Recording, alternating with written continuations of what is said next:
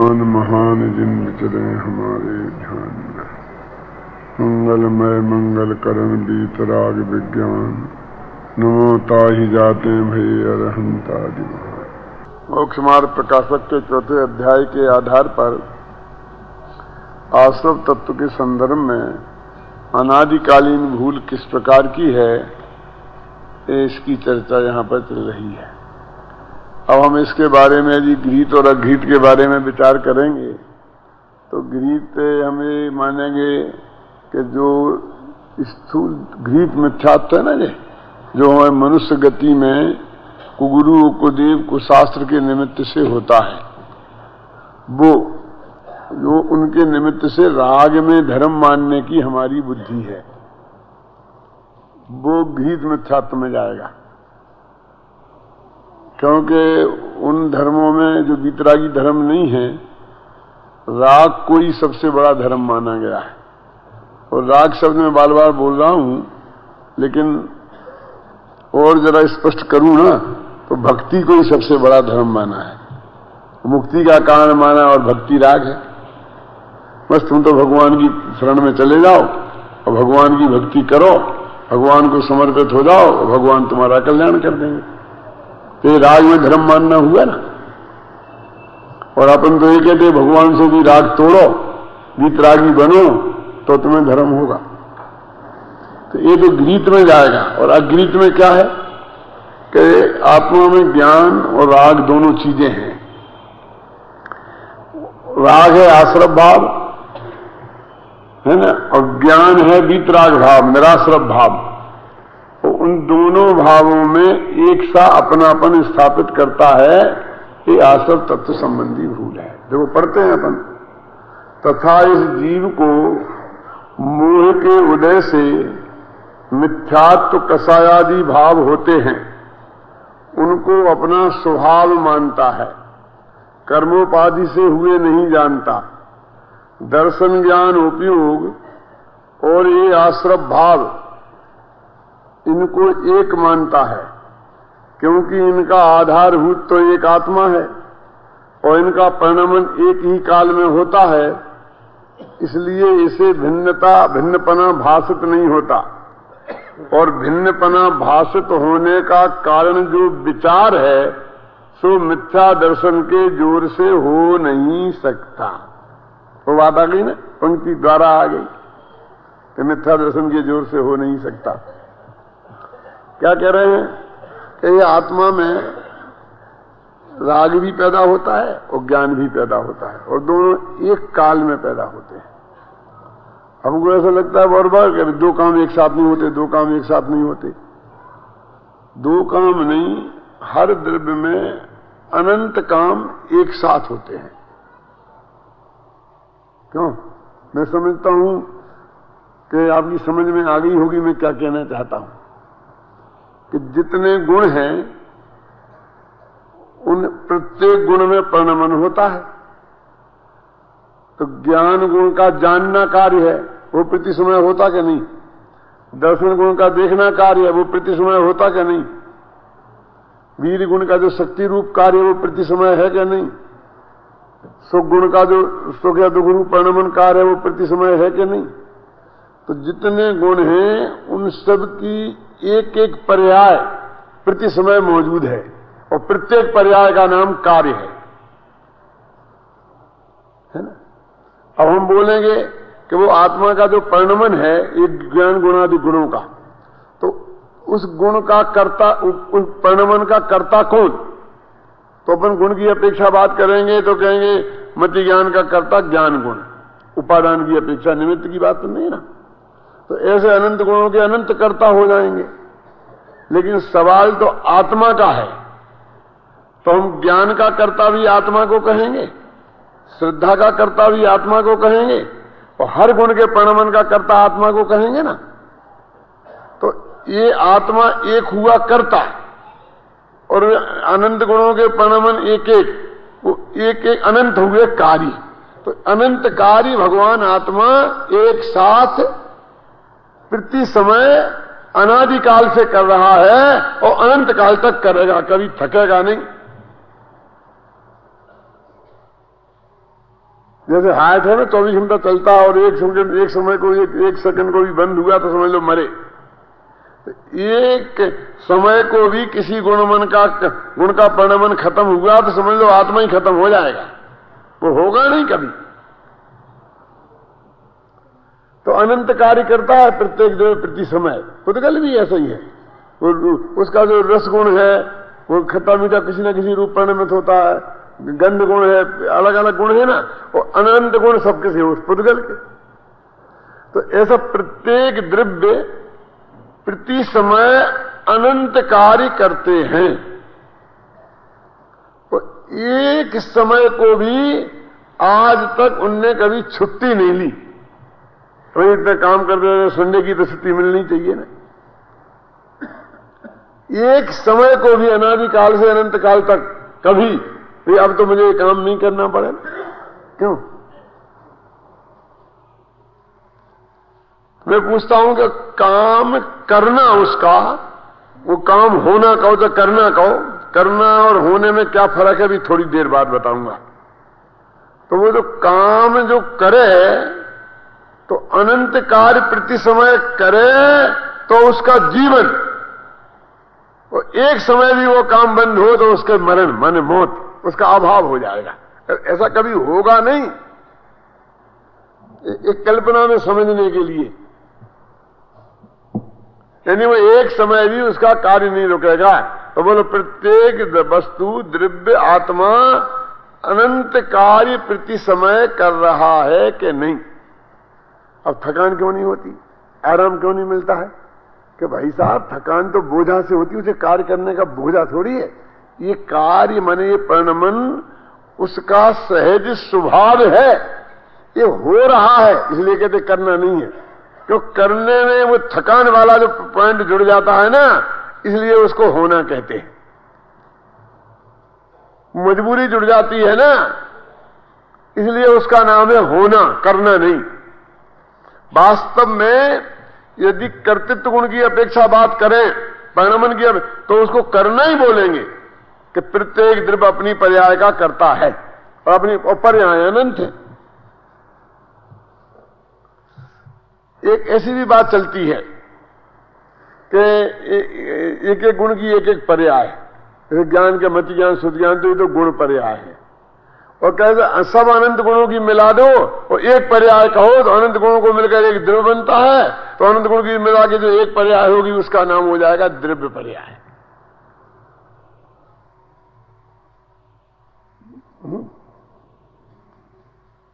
ख्याल में है ना? हो गया ना? जब एक एक गुण की मिलाई तो गुण पर्याय कहलाई। तो सब गुणों की एक एक पर्याय मिला के और एक मिक्सर बनाओ और उसका नाम रखो एक पर्याय, तो उसे हम कह देंगे द्रव्य पर्याय। लेकिन ऐसा नहीं है, ये बात सही नहीं है।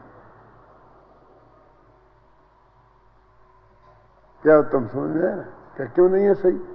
क्योंकि जब द्रव्य पर्याय का भेद किया आचार्यों ने, तो समान जाति द्रव्य पर्याय और असमान जाति द्रव्य पर्याय ऐसे भेद किए। दो ही भेद है ना? क्यों? समझ में आए ना? तो समान जाति द्रव्य पर्याय का मतलब समझते हैं क्या है? कि दो एक जाति के द्रव्य मिलकर जो पर्याय होती है उसका नाम समान जाति द्रव्य पर्याय। जैसे दो पुद्गल परमाणु मिले, स्कंद बना जी, ये समान जाति द्रव्य पर्याय है। ये समान, तो अनंत पुद्गल परमाणुओं को मिलकर के बनी ना, तो एक जाति के अनंत पुद्गल द्रव्य और उनकी ये पर्याय, ये समान जाति द्रव्य पर्याय।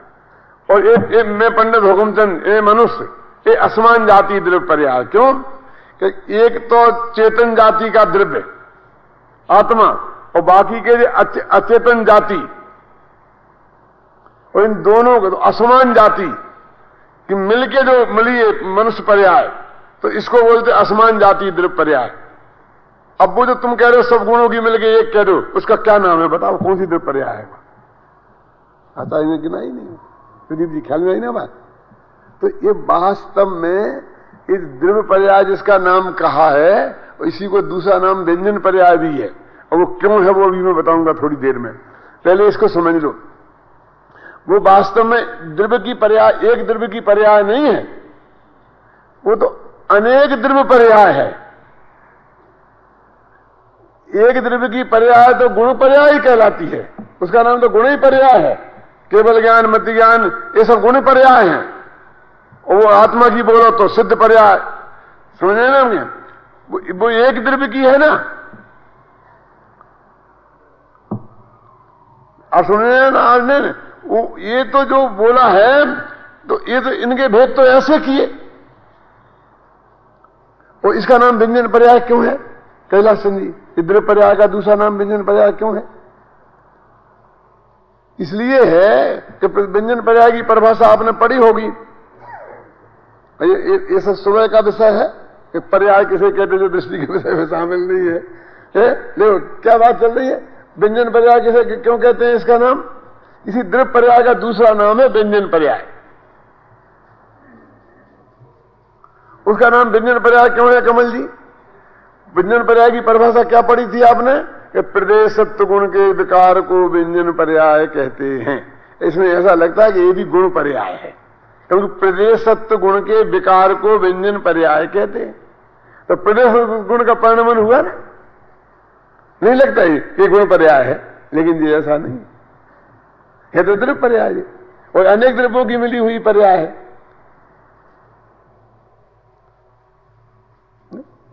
एक तो इसका नाम व्यंजन पर्याय क्यों, और दूसरा प्रदेशत्व गुण के विकार को व्यंजन पर्याय कहते हैं, ये परिभाषा क्यों? इसमें सब एक एक में हेतु है। उसमें हेतु क्या है सुनो। व्यंजन बोलते हैं आकार को, तो ये इसमें आकार की मुख्यता है।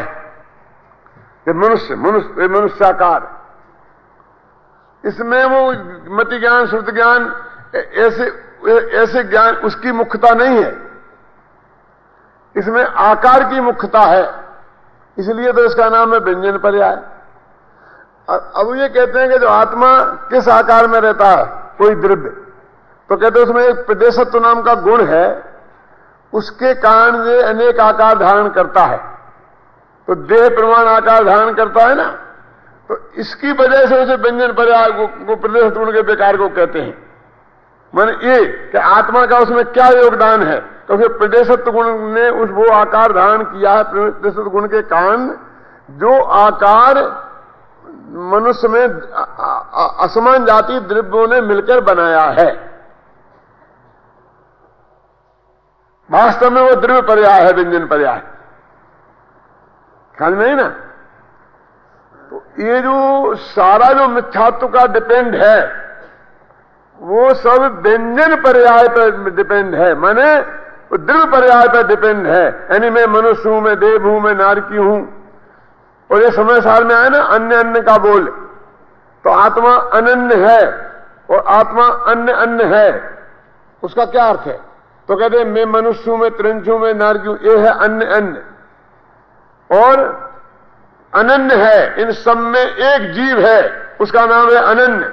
तो ये जो अनन्य वाला बोल है, वो व्यंजन पर्याय के निषेध का बोल है। वो भी पर्याय के निषेध का बोल है, लेकिन वो व्यंजन पर्याय के निषेध का बोल है। अन्य जी, और गुण पर्याय का दूसरा नाम अर्थ पर्याय भी है। अर्थ किसे कहते हैं? अर्थो खलु द्रव्यमयो। द्रव्य को द्रव्य, देखो फिर कहता हूं, पर्याय गुणों के परिणमन को पर्याय कहते हैं, और गुण और पर्याय वाला हो वो द्रव्य कहलाता है। और अर्थ क्या कहलाता है? कि द्रव्य गुण पर्याय वाला जो हो उसे अर्थ कहते हैं। ये परिभाषा है प्रवचनसार में। समझ में आया ना? कुछ नहीं आई होगी समझ में। दो तीन तो पढ़ी हैं आपने कि गुणों के समूह को द्रव्य कहते हैं। क्यों? और गुण और पर्याय वाला बान होता वो द्रव्य, गुण पर्याय व द्रव्यम, ये भी पढ़ा है कि नहीं?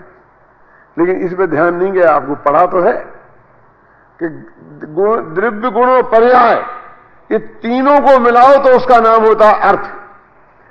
कहां लिखा अतुल जी?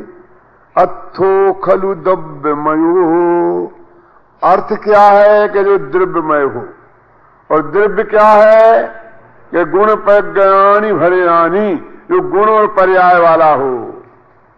तो गुण और पर्याय वाला हुआ द्रव्य, और द्रव्य गुण और पर्याय तीनों हो गए, और ये तीनों को मिलाए तो उसको बोलते हैं अर्थ।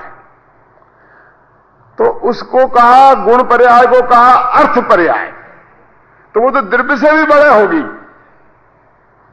अभी हम क्या समझते हैं, गुण तो एक है, उसकी पर्याय को गुण पर्याय कहते हैं, और द्रव्य तो अनंत गुणों का पिंड है, अनंत गुणों के पिंड की द्रव्य पर्याय, द्रव्य पर्याय जरा बड़ी होती होगी और गुण पर्याय थोड़ी छोटी।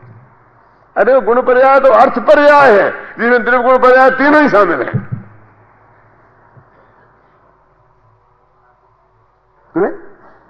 समझ में आया नहीं? पर ना प्रत्यंसार पंचास्तिका सब है उसमें। मैं क्या कहना चाहता हूं कि हम उसको अकेले गुण की पर्याय समझ रहे नहीं, वो अर्थ पर्याय है, वो द्रव्य की पर्याय भी है। तो एक दो द्रव्यों का मिक्सर नहीं किया, न समान जाति न असमान जाति, तो वो सब अर्थ पर्याय है। चाहे वो द्रव्य की हो, चाहे वो गुण की हो, चाहे वो पर्याय की पर्याय हो। मैं समझ में ना, वो उसका पेटा इस तरह से बनेगा। तो मैं ये कहना चाहता हूं कि वो दृष्टि के विषय में कौन सी पर्याय नहीं है, वो मुख्यतः इसकी है, नंबर 1 पे ये है। कौन सी? जिसे असमान जाति द्रव्य पर्याय कहते हैं। टोडरमल जी ने तो कदम कदम मोक्ष मार्ग प्रकाशक में भी लिखा, और समय सार में भी तो आता ही है।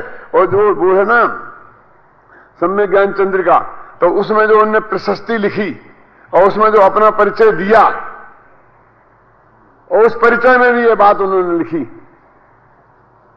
क्या लिखी उन्होंने भाई? क्या? मैं हूं, मैं आत्म अरूप उद्गल खंड, मिलकी भयो परस पर बंध। मैं तो एक आत्मा हूं, और ये पुद्गल का स्कंध है। ये पन्ने इसमें पढ़ा था ना, और इनके मिलके भया परस्पर बंध, ये मिलके एक पिंड बन गया है ना। सो असमान जाति पर्याय, उसको शास्त्रीय भाषा में असमान जातीय पर्याय कहते हैं। और फिर क्या कहते हैं, और उसको शास्त्रीय भाषा में तो असमान जातीय पर्याय कहते हैं, और ये जगत उसे टोडरमल कहता है। सो असमान जाति पर्याय उपजो टोडर, वह असमान जाति पर्याय जो है वो मानुष पर्याय है। और सारे लोगों ने कहते हैं, सारे कुटुंब, तब कुटुंब को मेलो भयो, क्या है, ताम नाम धर्यो तिन हर्षित होए, टोडर मल्ल कहे सब कोई। बस उनने मिल मिला करके इसका नाम टोडर मल्ल रख दिया। मैं काय को टोडर फोडर मल हूं?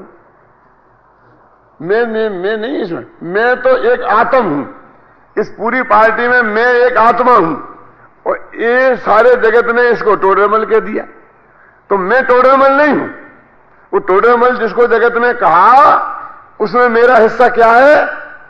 वो अकेला आत्मा वाला मेरा हिस्सा है। और फिर क्या लिखा है?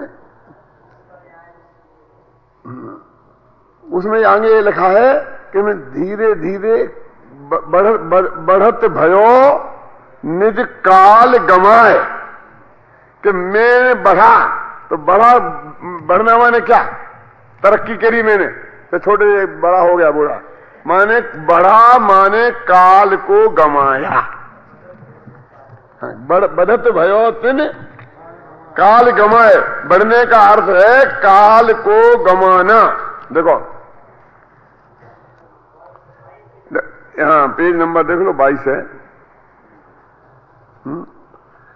क्या है? मैं आत्म अरूप पुद्गल खंड, मिलके भयो परस्पर बंध, सो असमान जाति पर्याय उपजो मानुष नाम कहाय।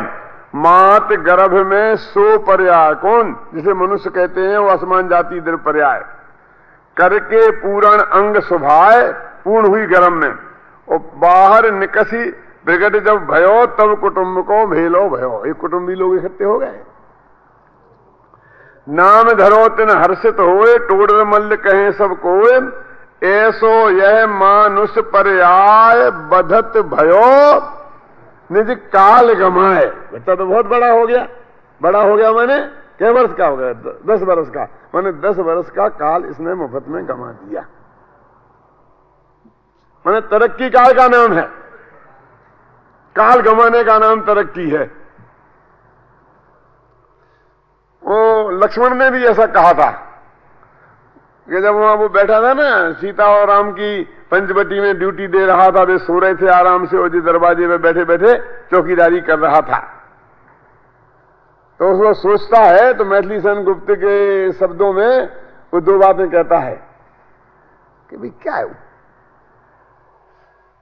यदि परिवर्तन ही उन्नति है तो हम भी बढ़ते जाते हैं। कि उन्नति माने क्या, तरक्की माने क्या, प्रोग्रेस माने क्या? हमें तरक्की करो, तरक्की करो, उन्नति करो, हमने बहुत उन्नति की, तुमने बहुत उन्नति की, क्यों? तो तरक्की किसे कहते हैं? वो खुद परिभाषा बनाता है कि परिवर्तन का नाम तरक्की है। वो ऐसा, यदि बदलने का नाम तरक्की है, जब बहुत बदल गए तुम, कहां साधारण से आदमी थे, कहां एक मास्टर के लड़के, कहां प्रधानमंत्री बन गए अटल बिहारी वाजपेयी, उनके बाप 8वीं क्लास में पढ़ाते थे, एक स्कूल में, मिडिल स्कूल में अध्यापक थे। बड़ी बड़ी तरक्की की। तरक्की क्या की? मैंने परिवर्तन हुआ ना, बहुत बदल गए, तो परिवर्तन का नाम ही तरक्की है ना। तो हम तो तरक्की कर रहे, क्या मतलब कि हम राज छोड़ के जंगल में आ गए, माने हम राजा से भिखारी बन गए, तो परिवर्तन तो हुआ ना। तो अवनति है कि उन्नति?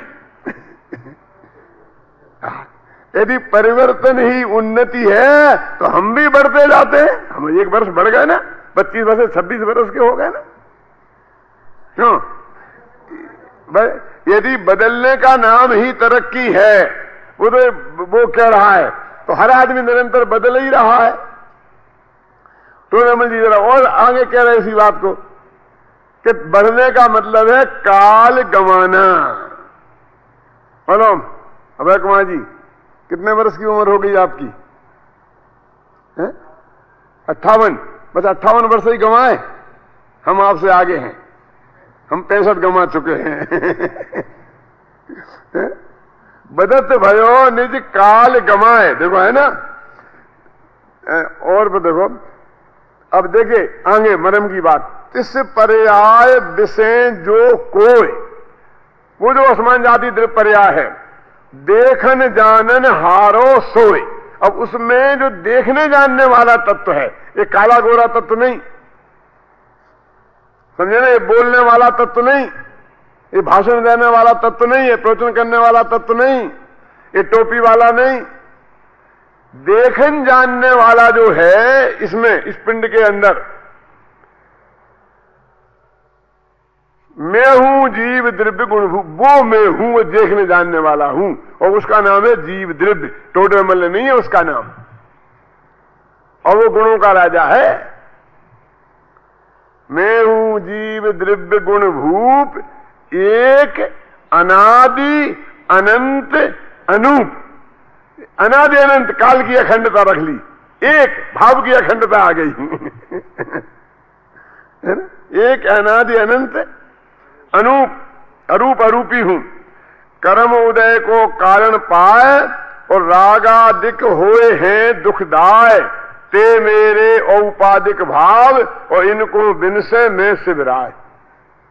और एक बात वहां जो अपन पढ़ रहे थे ना, कि उसमें आत्मा में जो रागादिक भाव पैदा होते हैं वे तो विकारी भाव है, आश्रव भाव है, और जो ज्ञान भाव पैदा होते हैं वो निर्मल भाव है, वो आत्मा का स्वभाव है।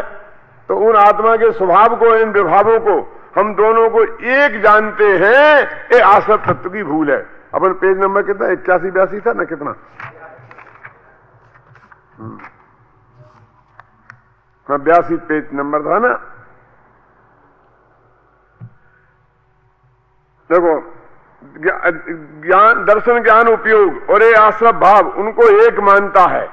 क्योंकि इनका आधारभूत एक आत्मा, दोनों ही आत्मा में पैदा हुए, इस आधार पर दोनों को एक मान लेता है। दोनों ही आत्मा की पर्याय है, दोनों ही आत्मा में पैदा हुए, इस आधार पर दोनों को एक मान लेता है। इनका परिणमन एक ही काल में होता है, इसलिए और एक मानने का इसको हेतु मिल जाता है, दोनों एक साथ पैदा। ये जो बात अपन ने यहाँ एक ही काल में होता है ना, इसके लिए मैंने आपको ये बात बताई थी कि अनंत गुण है, एक ही द्रव्य का ये परिणमन हो रहा है, तो अनंत कार्य हो गए। तो आत्मा ने एक ही समय में वो राग भी पैदा किया और उसी समय में ज्ञान भी पैदा किया, तो दो कार्य एक साथ कर सकता है आत्मा, ऐसा नहीं कर सकता, अनंत कर सकता है। जो हमारे दिमाग में घुस गया ना कि एक समय में एक ही कार्य, एक समय में एक ही कार्य, एक समय में एक ही कार्य, ऐसा नहीं है। एक समय में एक ही जानना, एक समय में एक ही कार्य, ये घुस गया है, ये नहीं है। देखो अनंत कार्य एक साथ निकलते हैं। गुस्सा भी आता कि नहीं आता?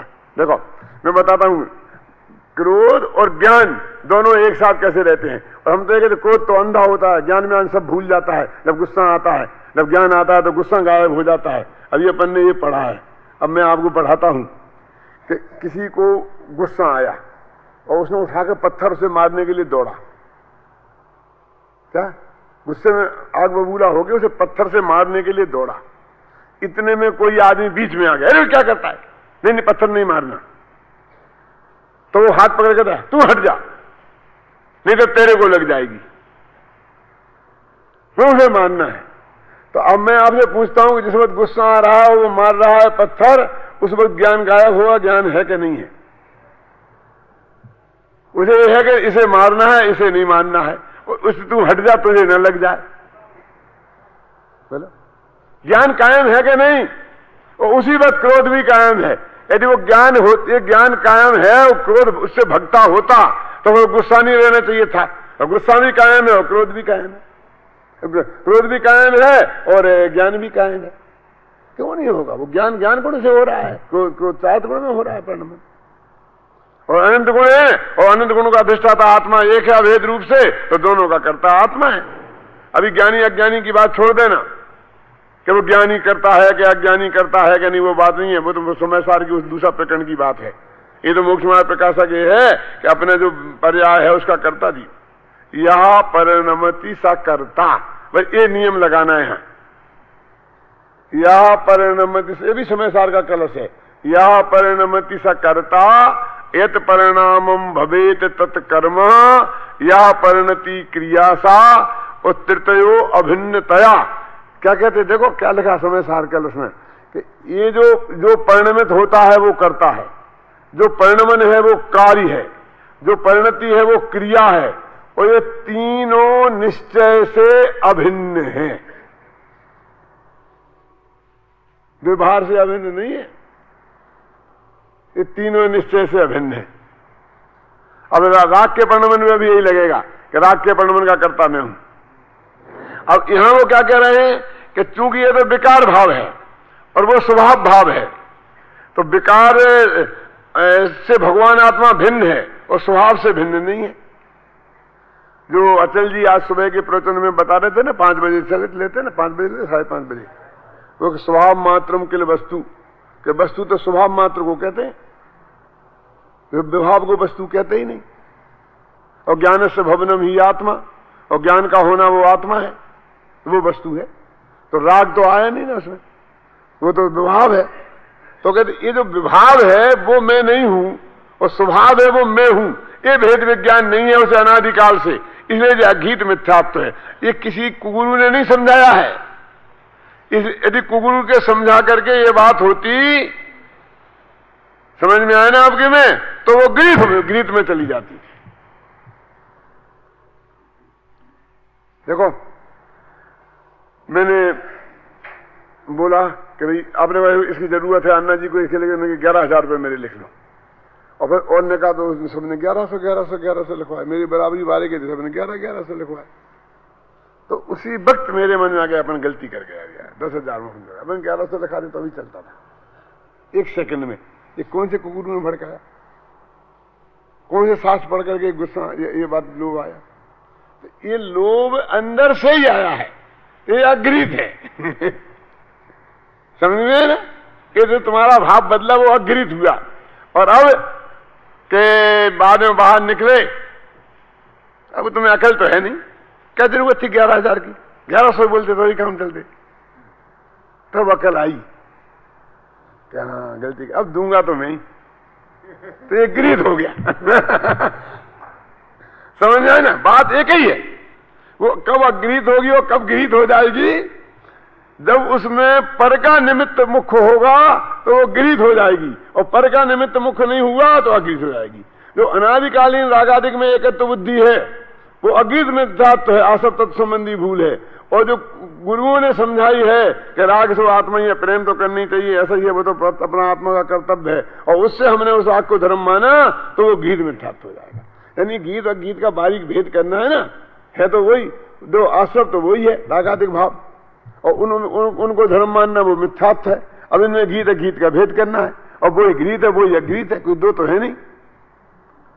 तो उसमें जो कुल कुशास्त्र निमित्त हो और जो हमारी नई बुद्धि पूर्वक हमने स्वीकार किया हो तो वो गृहीत है, और सहज परिणति से वो जैसे लोभ की वृत्ति आदमी में सहज ही होती है, वो सब अगृहीत है। वो अनादिकाल से, वो एक इंद्रिय में भी होती, दो इंद्रिय में भी होती, तीन इंद्रिय में भी होती, चार इंद्रिय में भी होती। और ये समझ जो पड़ोसी भड़काए वाली, भड़कने वाली समझ तो सेनी पंचेंद्रिय में आती है। जब तक सेनी नहीं है हुआ है तब तक न समझाने से समझता है और न भड़काने से भड़कता है। ऐसा ही नहीं समझना है सेनी पंचेंद्रिय हो गए तो उन्हें बहुत बड़ा तीर मान लिया है, वो भड़काने वाले हो, गीत में था तो बोलते हैं बस। और समझाने वाले भड़काने वाले में क्या फर्क है? क्यों? होशियारी में और बदमाशी में कितना अंतर है? कुछ अंतर नहीं है। बुद्धि तो दोनों में चाहिए, चालाकी तो दोनों में चाहिए, क्लेवरनेस तो दोनों में चाहिए, लेकिन वो बुरे काम में लगे वो क्लेवरनेस तो उसको बदमाशी कहते हैं, और वही अच्छे काम में लगे तो उसे होशियारी कहते हैं। होशियारी और बदमाशी में ज्यादा फर्क नहीं है बुद्धि का। जिसमें बुद्धि नहीं है न वो होशियारी से कोई काम कर सकता है न बदमाशी कर सकता है। वो बदमाश भी बुद्धिमान है और होशियार भी बुद्धिमान है। मूर्ख के बस की न बुद्धिमानी है न बदमाशी है, न होशियारी है न बदमाशी है, कुछ बस की नहीं है उसके। ख्याल में आई ना? बस उसमें वो कैसे काम में लगा उसका फर्क है। ख्याल में आए ना? तो जब तक सेनी पंचेंद्रिय नहीं हुआ तो तब तक किसी के समझाने से समझता नहीं है, ये कमी है। तो एक फायदा भी है क्योंकि भड़काने से भड़कता भी नहीं है। क्यों? एक गाय है, इसको एक सुविधा है, शेर को एक सुविधा है कि वो हमारे समझाने से समझता नहीं है तो कोई कुगुरु से भड़का भी नहीं सकता है। तो फायदा ज्यादा है क्योंकि समझाने वाले तो बहुत कम है और भड़काने वाले बहुत ज्यादा है। वो अपनी बुद्धि की कमजोरी से खोटे निमित्तों से बचा हुआ है। तो भड़काने वाले भड़क नहीं था तो किसी को कोई उसको नहीं विरुद्ध हमारे विरुद्ध नहीं कर सकता है। कोई जाके समझा दे कि तेरा शत्रु है, ऐसा कुछ नहीं है। तो वो जो सहज वृत्ति है, जैसे सहज लोभ है ना अनादि कैसे, जैसे सहज क्रोध है अनादि से, ऐसे ही सहज मिथ्यात्व माने पर में एकत्व बुद्धि, ममत्व बुद्धि, कर्तृत्व बुद्धि और भोक्तृत्व बुद्धि भी वैसे ही सहज है। इस सहजता का नाम है अगृहीत मिथ्यात्व। और हम तो सहज शब्द को अकेला उसमें ही लगाते अनुभव में ही, और बस वो सहज सहज सहज सहज शब्द तो अच्छा होता है, सहजानंद। अरे सहज, इसमें भी सहजता है, विषय कषाय में भी सहजता है। जो चींटी है ना तो उस चीनी की तरफ अपने आप जाती है कि कैसे सहज ही जाती है, उसमें क्या है? किसी ने उसे सिखा दिया है, ट्रेनिंग दे दी है इसलिए वो जाती है, ऐसा नहीं है। 5 इंद्रियों के विषयों की प्रवृत्ति और 4 कषायों की प्रवृत्ति अनादिकालीन मिथ्या दृष्टि के सहज ही होती है। देखो अकेला ज्ञानी सहज नहीं होता है, इस कषायों की प्रवृत्ति भी उसके सहज है और ज्ञान भी सहज है। और वो कहते हैं कि दोनों चूंकि एक ही आत्मा में पैदा होती हैं, इसलिए जो आत्मा दोनों में एक सी एकत्व बुद्धि कर लेता है, ये इसका अगृहीत आश्रव तत्व संबंधी भूल है।